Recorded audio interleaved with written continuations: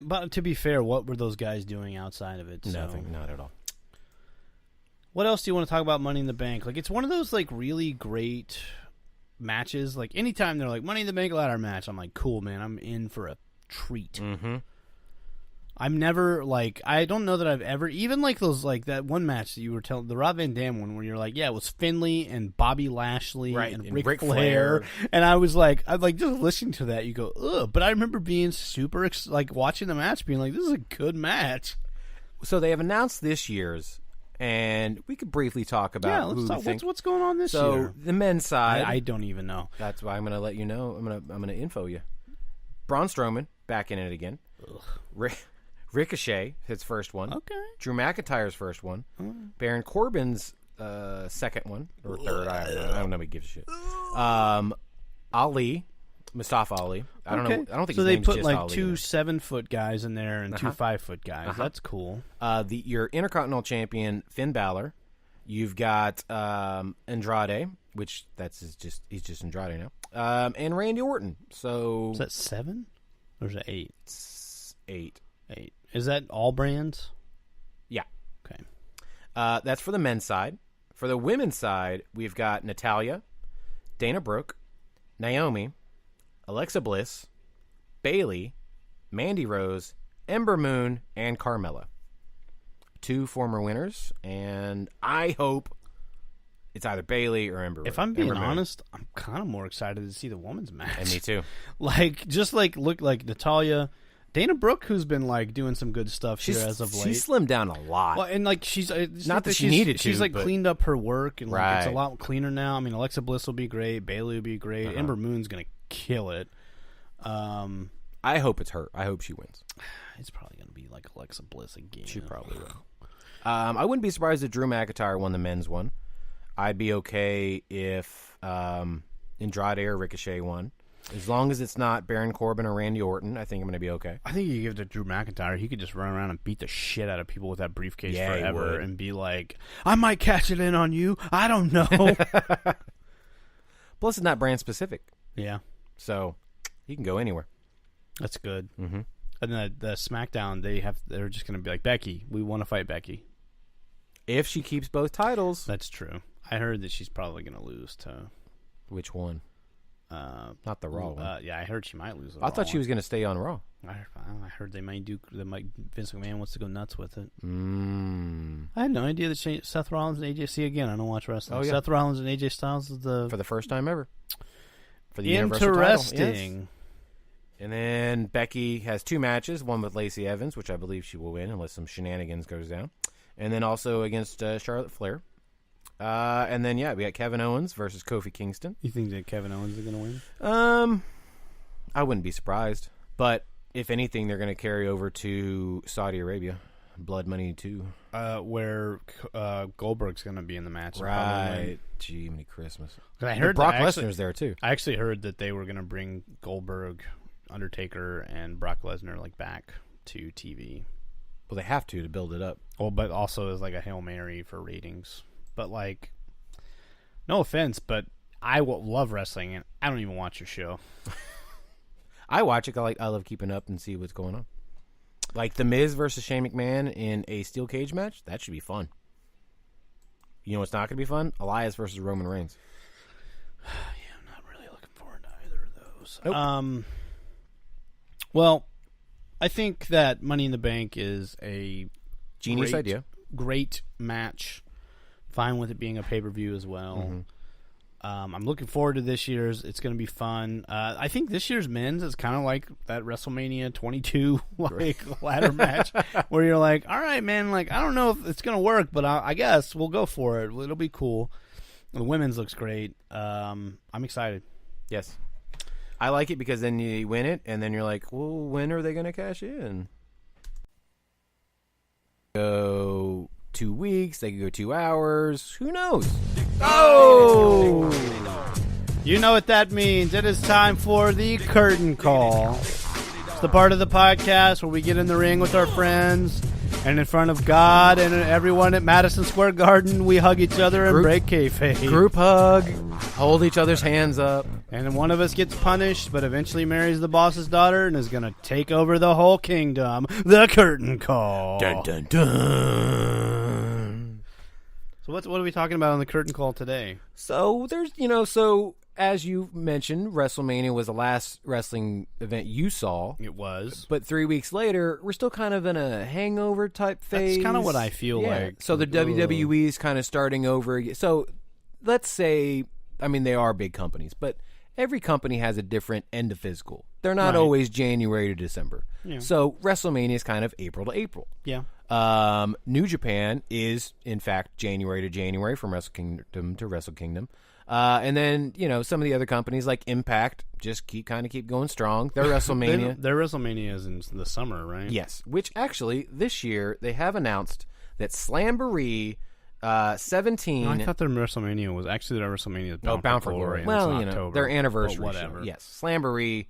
They have announced. Slamboree was a WCW pay-per-view. Like I said, Slammiversary 17 XVII will be here in Dallas, Texas, July 7th, which is the day after New Japan starts G1 Climax here in Dallas, Texas. It's a lot of freaking wrestling that week. Also, that Monday before, WWE is here for Raw. So just a whole week of wrestling. Dallas wrestling. I'm busy every single day. For that week would be very busy for me.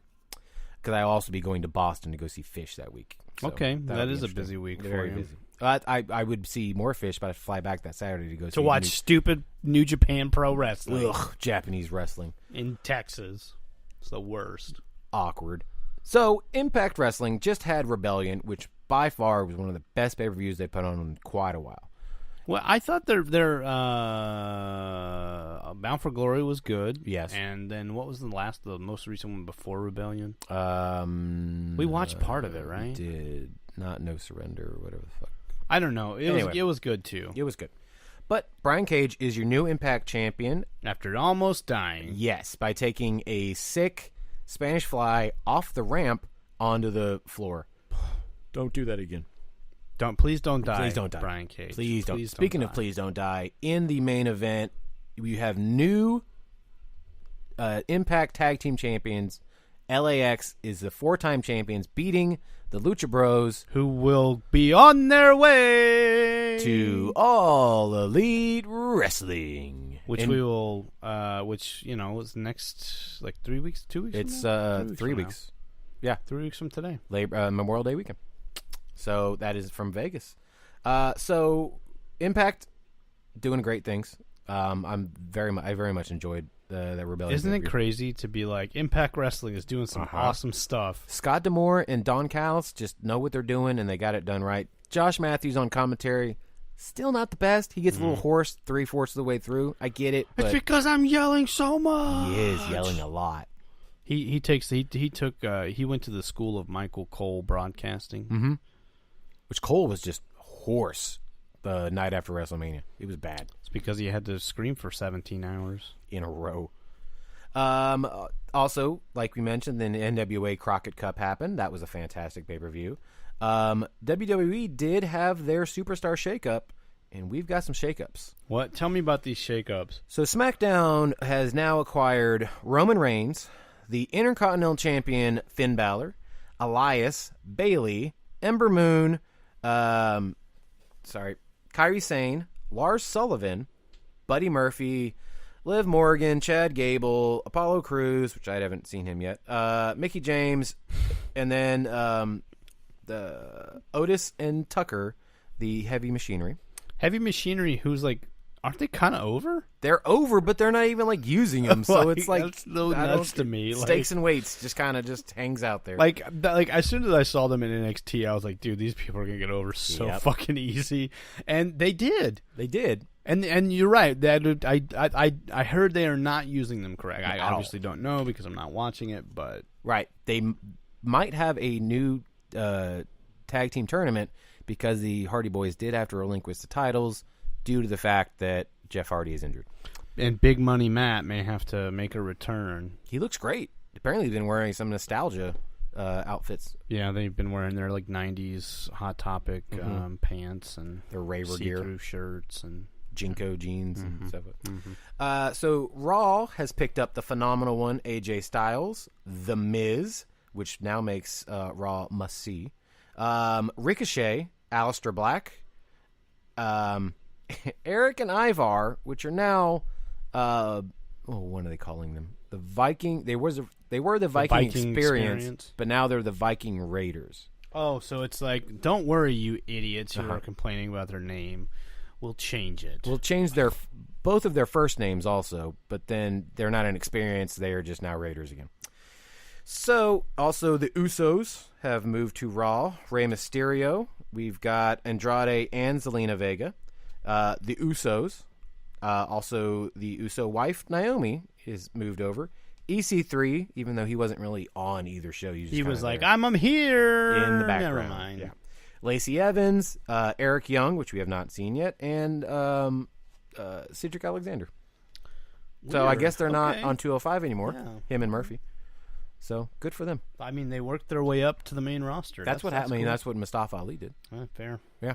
So and then Kushida has debuted on NXT, taking a win against Cassius Ohno. So we'll see how long he's there before NXT's doormat, Cassius Ohno.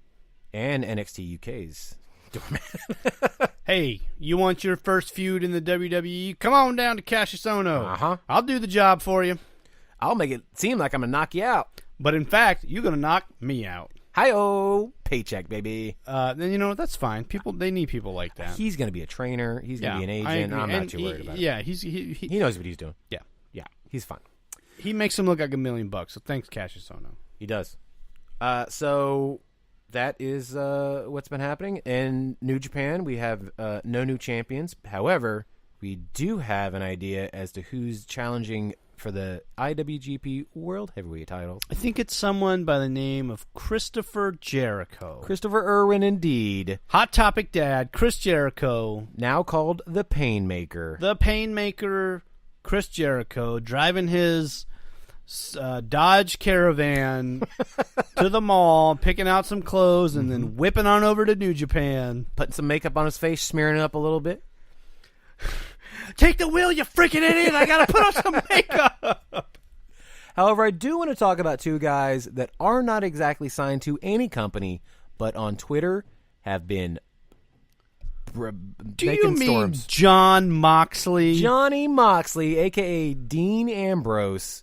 If you got a minute and a half of your time, go over to, I believe it's at John Moxley. It's at John Moxley on It's Twitter. got a fantastic, beautifully put together little promo. Not even a promo. He says nothing. So it's just a promo package. People It's a video package. It's WWE quality. So Yeah. a lot of people are thinking it's AEW. But don't know. I also read that Impact was still in play. I wouldn't be surprised. I wouldn't be surprised he just kind of pops around wherever he wants. I think Dean Ambrose wants to continue to wrestle, Yes. but he does not want to wrestle WWE schedule right now. No, not at all. And he went and he made the money, but now he's going to do what he wants to. He's going to do what Jericho's doing. He's going to do what he wants to do for a little while. And he looks like he's going to go back to the hardcore stuff because he's got his hand wrapped in barbed wire. Yep. Also, R.D. Evans, former mixed martial Archie, Archibald Peck, many other Archie-related gimmicks in Chikara and Ring of Honor and other companies, is now called the Quit Man because he's no longer a writer for WWE. Did you hear what he did? Did he actually quit, though? Apparently, after the segment aired where Brett, thanked Vince McMahon, apparently Vince hates being, talked about in the Hall of Fame speeches. He does not. Yeah, I can imagine. And, apparently... I'm sure he secretly likes it, but he probably, outwardly, I fucking hate that. But Brett was like, no. No. Brett said what he said, and then, I guess, he tried to fire R.D. Evans, and R.D. Evans, walked up to him and was like, hey, I hope you learned something tonight, and, shook his hand and, left. Wow. Yeah, I was like, damn, look at the balls on R.D. Evans. So he's coming back to the Indies, and it should be awesome. Another thing that had popped up on Twitter, but is actually on WWE TV, the Firefly Funhouse. Our favorite wrestler and yours, Bray Wyatt, is back, and he has got a fun kid show, whatever the hell it is. It looks fun. I've never watched it. It's hilarious. It's fantastic. I can't wait to see more of it. It's a weekly thing now. Is it on SmackDown or Raw? Both. Wow. So I don't know where he's going to land.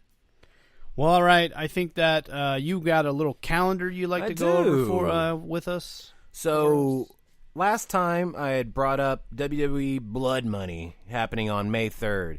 It is after May 3rd now, and it has not happened because they moved it to June 7th. And